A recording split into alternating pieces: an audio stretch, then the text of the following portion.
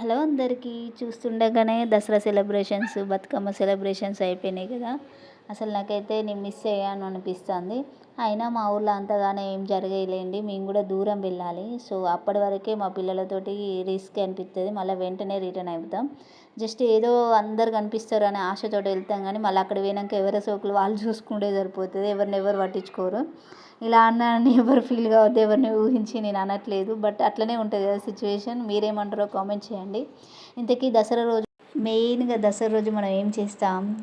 ఆయుధ పూజలు, జమ్మి చెట్టు ఆకులు తీసుకొచ్చి పెద్దవాళ్ళ ఆశీర్వాదం తీసుకోవడం వాళ్ళకి మంచిది, మనకు మంచిది కదా.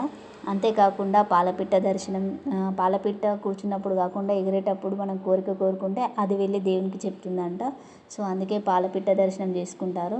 నేను అటు ఇటు కాకుండా పాలపిట్ట దర్శనానికి మేడపైకి 12:30కి అయితే వెళ్ళాను. అక్కడ కాకులే కనిపించాయి, నాకు పాలపిట్ట దర్శనం కాలేదు.